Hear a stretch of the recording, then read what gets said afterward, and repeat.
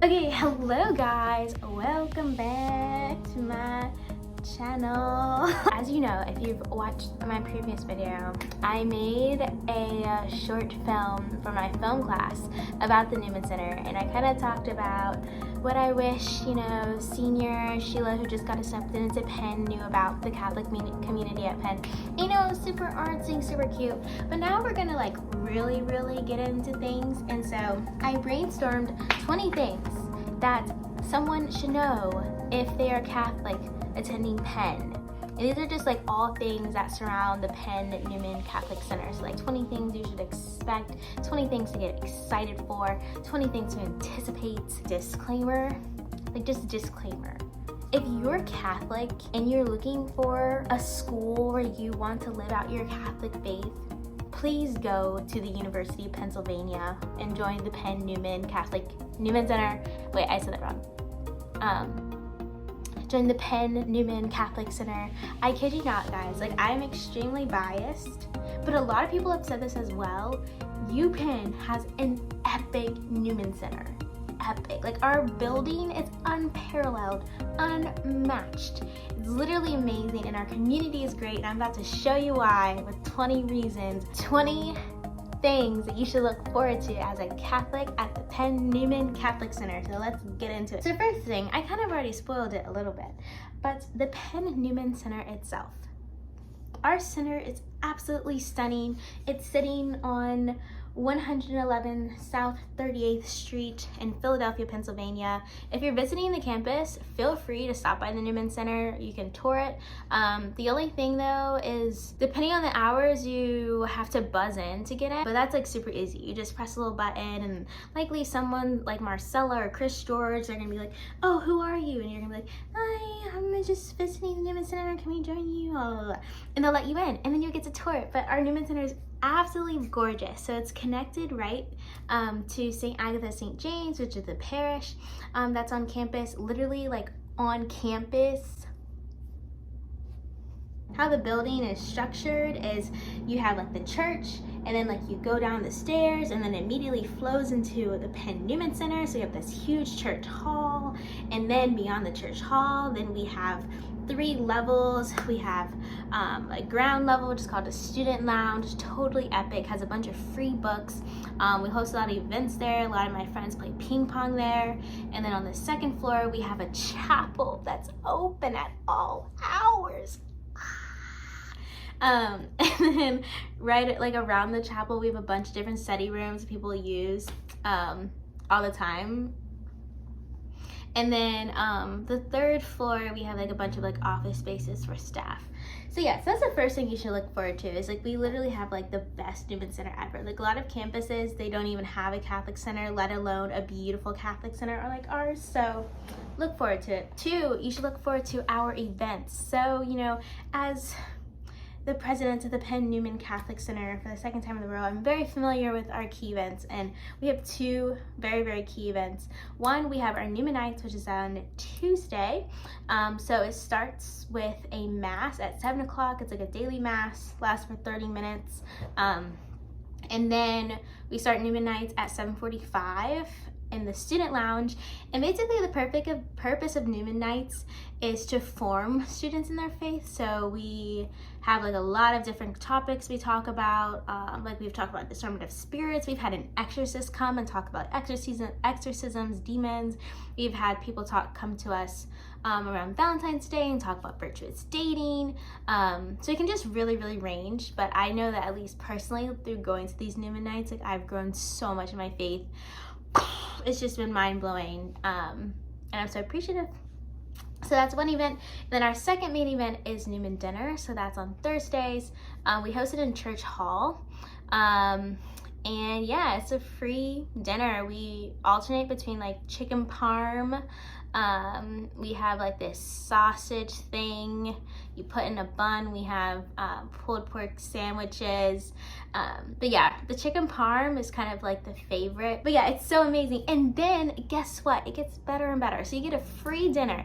It's from 6 to 7 on Thursdays. But then at 7 o'clock, we have worship and adoration in the main church. Absolutely gorgeous. Just imagine in this gorgeous church, that's very dark except for the altar. And on the altar there's a monstrance, and then on next to the monstrance are a bunch of candles, and you just get to spend an hour just adoring the body of Jesus in the form of the Eucharist, while periodically hearing some worship hymns. It's so beautiful. And then gets even better. During that time, you can also go to confession. So confession is also available. So, I mean, if you already don't want to go to UPenn and you're a Catholic, like, you're lying. Third thing is, so we have those two events. Those are like our main events. But then on top of that, we have like a lot of like extra events. So we have Christ in the City, which is every other Friday. The concept is that we go to Center City, take the SEPTA, and then while we're there, we go in little groups to encounter the homeless. And what's so beautiful about the mission of Christ in the City is it's not about just giving homeless people the physical goods that they need, but giving homeless people the love that they need. And a lot of these people, they haven't talked to someone in a very long time. Like, they're very, very used to being ignored. And so you'll find that these conversations are some of the most touching and most beautiful conversations you've had in your entire life. And what's even more beautiful is like often like you go into this thinking like, oh, like I'm gonna help this person out so much, but it always ends up being the case that they help you out so much. And I know that sounds so cliche and everything, but it's so true. And I've been so touched by the work of Christ in the City. But yeah, so like that's an example of like an extra event we have. And like on top of that, like during the warmer months, like there's usually like a hiking group that goes hiking like every Saturday. Newman Center is just so amazing. Okay, this is reason number 4, Bible study. So this is a huge way to meet Catholic friends at Penn. Join a Bible study. This is how I've met my closest friends. So how it works is we have Bible studies for women and Bible studies for men, and they're led by focused missionaries, and that's something I'll get into later. But these are just super, super beautiful. Like they cover like a wide range of topics. Like right now, my Bible study, we're going through salvation history. So we're looking at a lot of the main biblical figures in the Old Testament that led up to Jesus. So we're going over like Noah, like Abraham, like all those peeps. These Bible studies are so mind-blowing, and they just help you to just grow more comfortable with reading the Bible. And similar to Newmanites, they just form you so much in your faith because you're introduced to a lot of doctrine and a lot of just like really, really important biblical figures. So sign up for a Bible study. Reason number 5 is Saint Agatha, St. James. All I gotta tell you is visit the church. It is absolutely stunning. Such a beautiful church. It's such a beautiful church. How about that? What's so epic about St. Agatha, St. James is that after each mass, they have food in church hall. So for example, if you're an early bird and you like to go to 9 a.m. mass, well, guess what? They have free donuts and coffee and tea after the 9 a.m. mass. And then after 11:30 mass, they have free sandwiches, like sub sandwiches, with like coffee, tea, water, all the good stuff. And then after 5:30 mass, they have pizza afterwards. Pizza. Free food after mass? What? Like, they really take the Bible verse of feeding the hungry like to a whole nother level. So anywho, reason number 6. The brothers. So I don't know how familiar you are with religious orders. I know personally growing up, I didn't really see any religious orders. But what's really beautiful about St. Agatha, St. James is that it's run by the Sotolit brothers, and they are kind of roughly like a newer religious order. Right now we have 7 brothers. 2 of them are fathers. The pastor is Father Carlos. He's so amazing. And he has this dog named Bear, and Bear's all black, and he basically looks like a priest, like absolutely amazing. And then we have Father Remy, and he's just so fun. Like he like plays soccer. Like, I've made TikToks with him, absolutely amazing.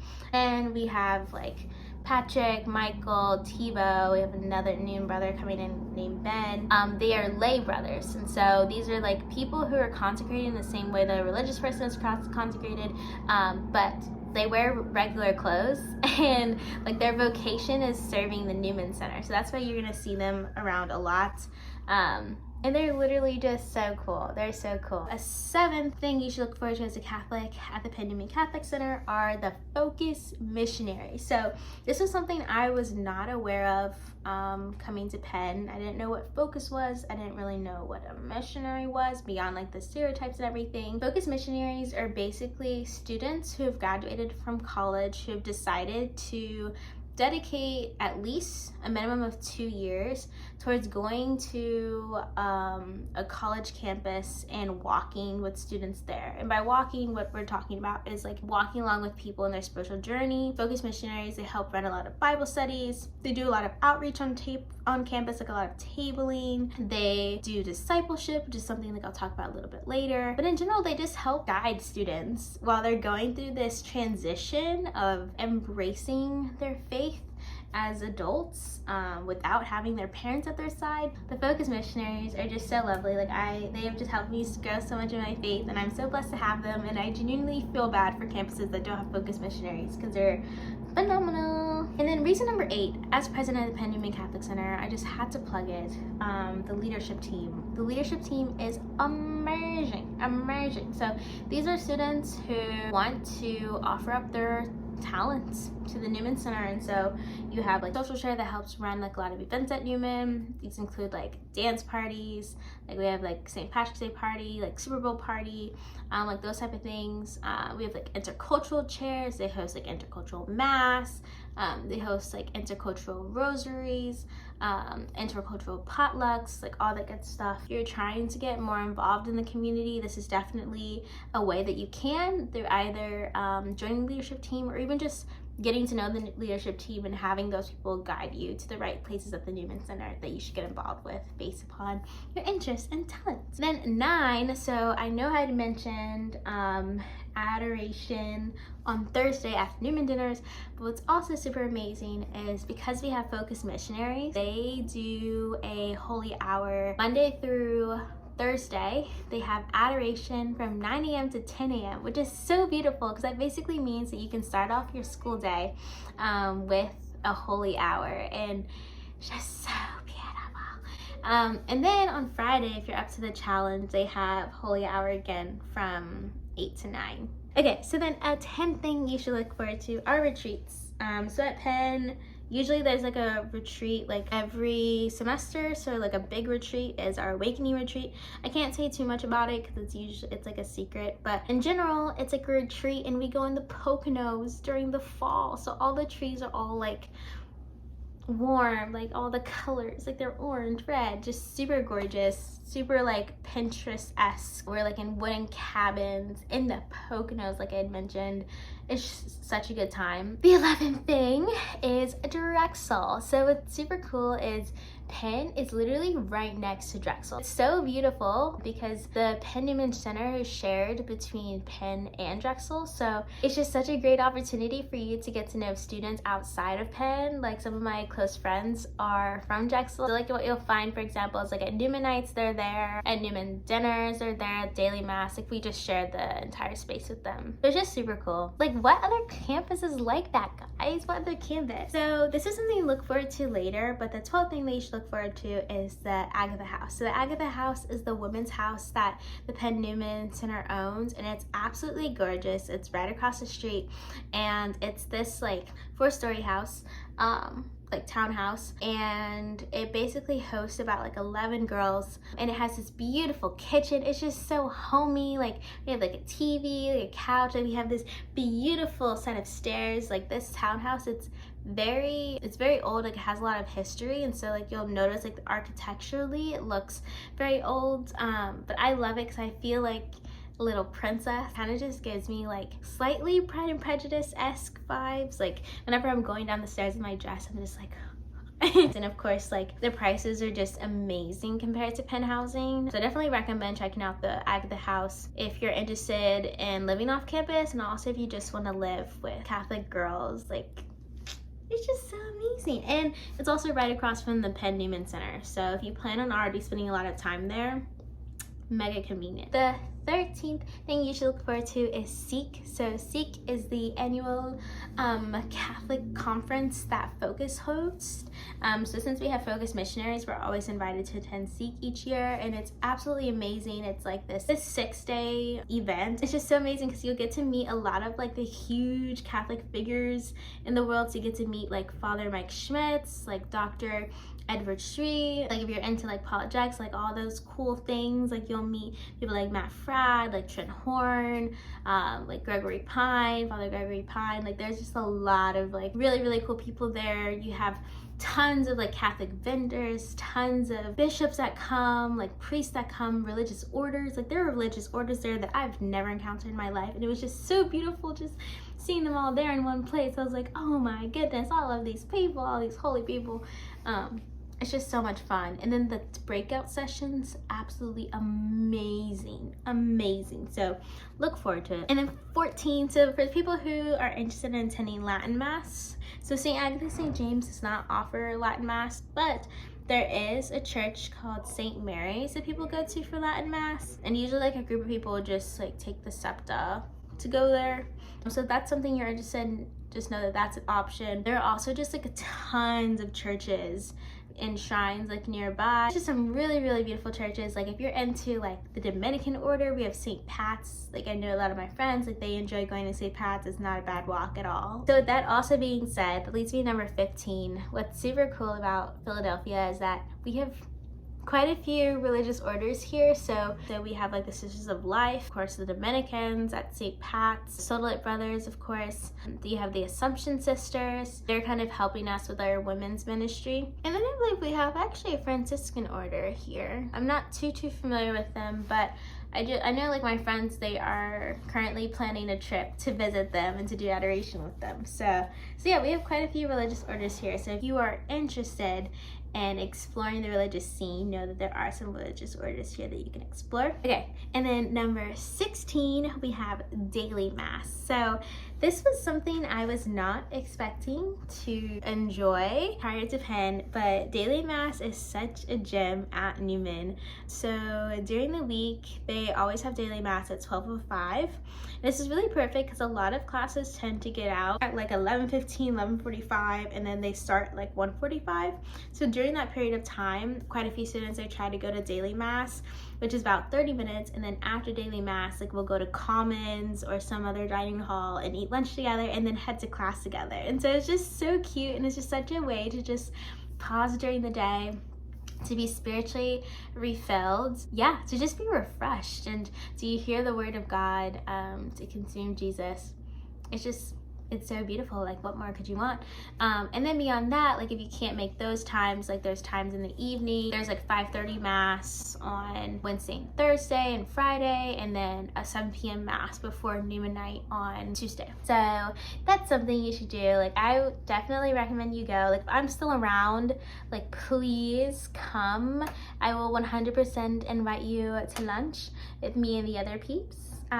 So do not be a stranger. For our last final points coming up, but 17, we have Intercultural Ministries / Mass. What you'll find was really beautiful is we have Intercultural Ministries, and so we have like a Filipino ministry, we have Korean ministry, and we have a Latino ministry, and then Intercultural Ministry, which is like a mixture.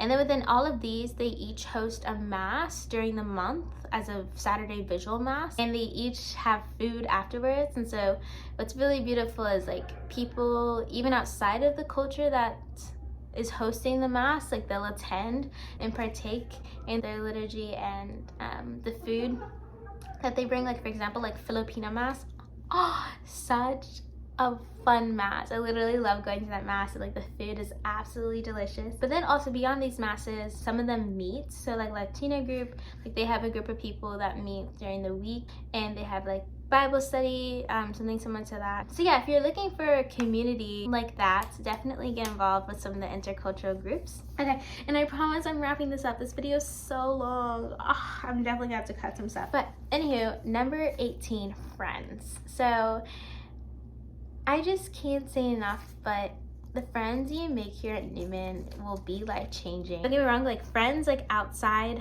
of the church are very amazing, very great. Like they're just so great.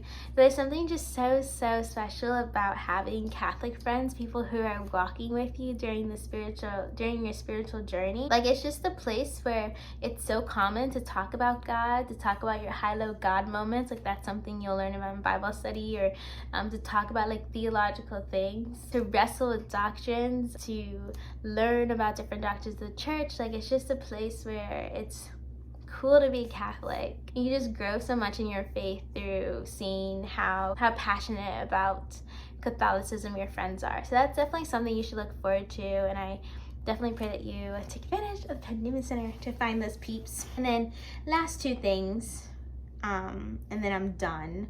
Number 19 is discipleship. So something that Focus does is it hosts discipleship, which is when a missionary walks with a student, and in order to enter discipleship, the student must be interested in placing Jesus at the center of your life. And so after like the student has said this, and the Focus missionary will lead them through a bunch of different articles that Focus has created that helps just guide the students on like practical steps of how to do that. So they'll teach a student, like, for example, like how to pray, like sacraments, the big three, like chastity, sobriety, excellence, and all those different things. And then ultimately, like, once that student's formed as a disciple, like they can then begin starting their own Bible studies. That's like what I'm doing now. Never thought I would be doing it, but I'm doing it now. And then they'll start actually discipling their own people. So I'm discipling 2 girls right now. Yeah, so then it just creates like this legacy. And yeah, they model it after the little way and Jesus' way of evangelization, which is like really strongly investing in a few in order to impact many. Okay, so then last but not least, maybe you aren't an upcoming freshman at Penn, like maybe you're a grad student. Just know that at the Penn Newman Catholic Center, there are groups for young adults, which is funny because like technically undergraduates are young adults, but our young adult ministry are like for people who are like in grad school or older. And yeah, like they're just young adult group that meets once a week, usually on Wednesday night. And I've heard really good things about it. They just have a lot of fun, and a lot of these activities are open to young adults to participate in. So don't feel as if you'll be like completely ostracized amongst all the undergraduate students at the Newman Center, because there's definitely a presence of grad students, which I honestly think makes the Newman experience even more beautiful, because like you're introduced to people of all years beyond undergrad, and then you're also introduced to parishioners, you're introduced to Drexel students. So it truly just feels like a really like big diverse family. So with all that being said, I hope that after watching this you're absolutely convinced that you want to go to the University of Pennsylvania and join the Penn Newman Catholic Center, because you now know that it's the best center in the world. So yeah, I hope this video was helpful. Yeah, feel free to comment down below if you have any specific questions or anything. And also feel free to come and visit the Penn Newman Center. I literally live there. I practically live there. I'm there 24/7. I live across the street, and I would love to give you a tour if I'm available, or answer any questions, or show you around campus, or yeah, whatever you want. So thank you again. I don't know if I'm saying thank you. Maybe thank you for listening. Yeah, thank you for listening. Yeah, see you next time.